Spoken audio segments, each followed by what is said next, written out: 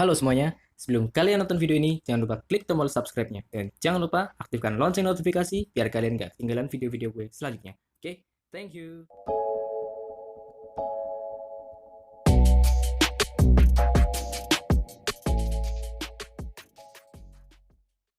Halo semuanya, kembali lagi di Viv bersama gue Fajri. Dan terima kasih buat kalian yang sudah klik video ini dan tonton sampai habis. Di video kali ini gue bakal bahas tentang kisah reinkarnasi pilot pesawat tempur Amerika yang bernama James Leininger. Kita mulai langsung aja ke videonya.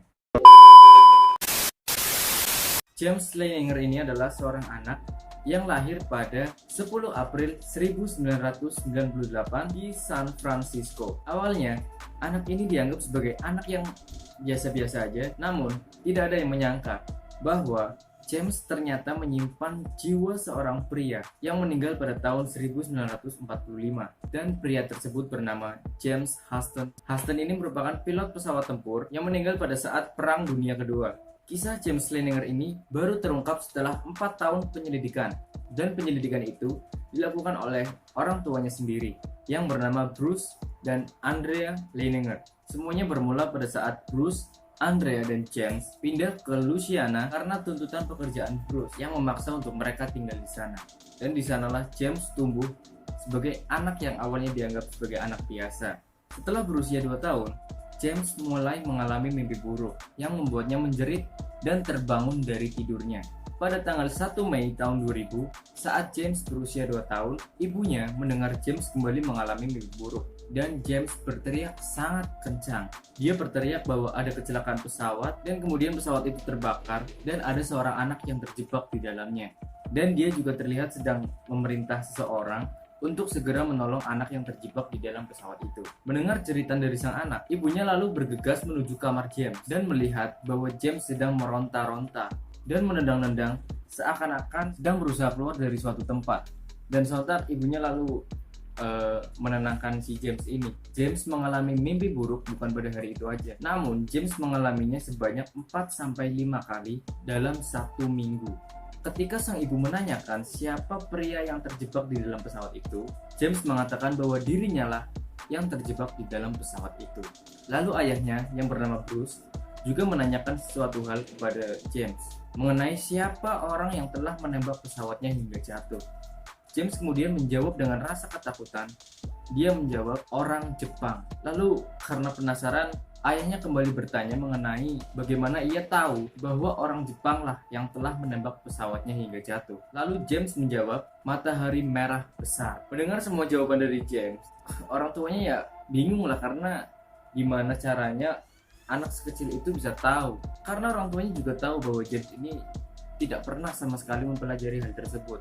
Dan kemudian saat James mengalami mimpi buruk yang sama, orang tuanya selalu menanyakan hal yang lebih rinci lagi terhadap James.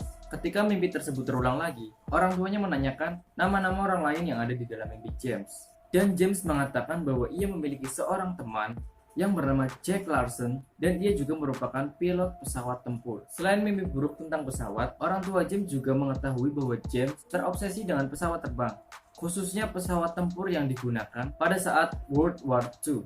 Ia memiliki sebuah mainan pesawat, tapi ia selalu menabrakkan baling-baling pesawat tersebut. Bukan hanya itu saja, melainkan ketika James sedang di mobil pun, ia selalu memakai headphones dan masker wajah, seolah-olah dia adalah pilot pesawat tempur. Dan ada lagi cuy, bahkan dia juga membuat simulasi kokpit di salah satu lemari miliknya. James juga sering kali memberitahukan kepada orang tuanya tentang pengetahuannya terhadap pesawat tempur. Saat itu, ketika ibunya memberikan mainan pesawat tempur dengan bagian bawah yang tampak seperti bom, dan ketika melihat pesawat mainan itu, James mengatakan bahwa yang dilihat ibunya bukanlah bom, tapi itu adalah tangki drop. Yang dimaksud James di sini adalah tangki bahan bakar yang melekat pada bagian bawah pesawat yang dikeluarkan dan diturunkan ketika akan mengisi bahan bakar. Mendengar penjelasan-penjelasan itu, tentu orang tuanya merasa makin bingung. Padahal James nggak pernah sama sekali belajar tentang hal-hal itu. Yang kemudian hari, James kembali mengungkapkan suatu hal tentang pria yang ada di dalam mimpi buruknya yang bernama James Huston.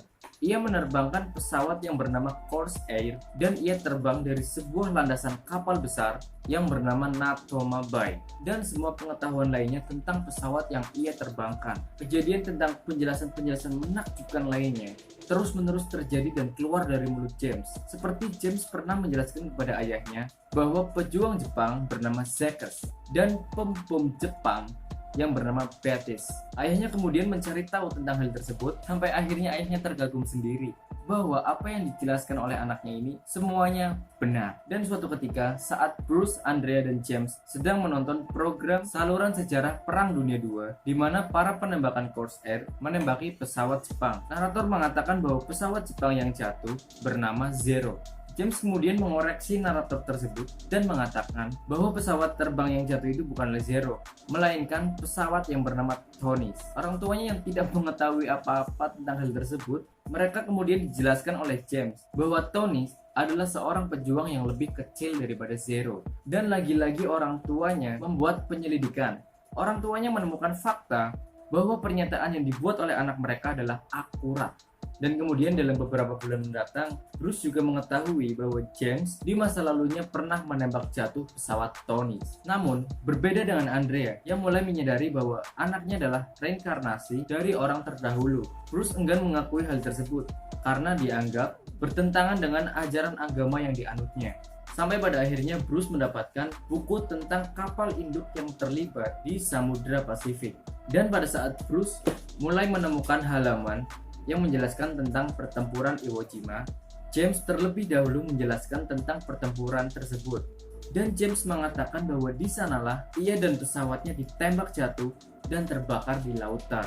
Bruce kemudian mengetahui bahwa Teluk Natoma memang mendukung invasi marinir Amerika Serikat terhadap Iwo Jima. Tapi ya, gimana mungkin anak berumur 2 tahun bisa tahu tentang hal tersebut. James kemudian menceritakan kepada Bruce, di masa lalu ia memiliki pengalaman tidak bisa keluar dari kokpit, di mana dia menggunakan kakinya untuk mencoba keluar dari sana. Dan Bruce menyadari bahwa hal itu terjadi sama persis dengan apa yang dialami James selama mimpi buruknya. Selain itu, James juga memiliki boneka figur dan James menamainya Billy, Leon, dan Walter. Namun yang membuat heran adalah nama-nama itu sama sekali tidak pernah terlintas dalam kehidupan mereka. Ketika orang tuanya bertanya tentang nama-nama itu, James menjawab bahwa merekalah yang pertama kali menemuinya di surga. Dan Bruce tetap aja nggak mau mengakui bahwa anaknya adalah reinkarnasi dari orang dulu. Lalu ia kembali mencari tahu, bahkan ia mencari tahu melalui catatan dan arsip militer. Kemudian ia mendengar bahwa kru Natoma akan mengadakan reuni yang pertama yang diadakan di San Diego pada tanggal 11 September 2002. Pada reuni tersebut, Bruce mengetahui bahwa pilot kapal induk 18 dari Teluk Natoma telah meninggal pada saat tugas.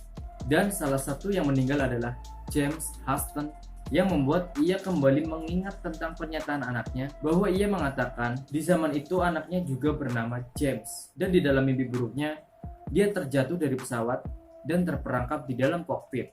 Bruce juga mengetahui bahwa James Huston adalah satu-satunya pilot yang tewas pada saat pertempuran Iwo Jima. Dan bukan hanya itu, Bruce juga memperoleh informasi tentang Billy, Leon, dan Walter, yang merupakan nama-nama penerbang Angkatan Laut Natoma yang telah meninggal sebelum James Huston.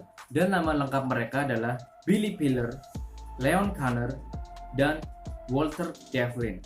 Selain itu, warna rambut dari boneka yang dimiliki James juga sama persis seperti warna rambut teman-temannya terdahulu. Billy memiliki rambut hitam, Leon berambut pirang, dan Walter berambut kemerahan. Akhirnya Bruce juga mengetahui bahwa ada nama pilot lain di Teluk Natoma yang bernama Jack Larson, sama seperti yang pernah anaknya katakan. Dan Jack Larson ini masih hidup dan tinggal di Arkansas. Bruce akhirnya mendatangi kediaman Jack, dan ketika Bruce bertemu dengan Jack, Bruce menceritakan tentang anaknya. Dan kemudian Jack mengatakan bahwa Jack Larson dan 3 orangnya lagi yang bernama Jack Durham, John Provost, dan Bob Skelton melihat ketika pesawat Huston terjatuh dan baling-baling pesawat tersebut hancur berkeping-keping. Lalu Bruce sejenak mengingat mengenai anaknya yang selalu menabrakkan baling-baling pesawat mainannya. Dan Jack Larson ini juga membenarkan bahwa pesawat Huston tertembak jatuh dan terbakar bersama Huston di dalamnya. Namun di sini Bruce mendapatkan informasi yang berbeda. Jack mengatakan bahwa Huston saat jatuh dan meninggal, ia menerbangkan pesawat yang bernama FM-2 Wildcat. Bukanlah pesawat Corsair yang seperti dituturkan oleh anaknya. Yang kemudian, Bruce juga kembali menemui seorang pilot yang bernama Bob Greenwald. Bob mengatakan bahwa Houston berpartisipasi dalam uji coba pesawat Corsair untuk pendaratan operator pesawat dan menjelaskan berbagai teknologi lainnya yang lagi-lagi cerita itu sama persis seperti yang pernah anaknya katakan.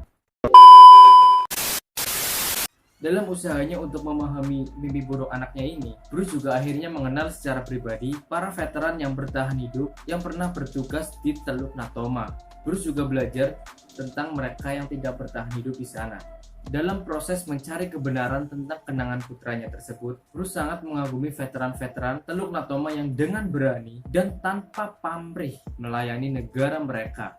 Bruce mengerti tentang pengorbanan yang telah mereka buat. Yang kemudian, Bruce dan James menghadiri sebuah acara peringatan yang memperingati kejadian di Teluk Natoma.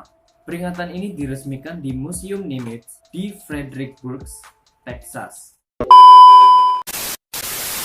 Ya, itu dulu aja ya kayaknya.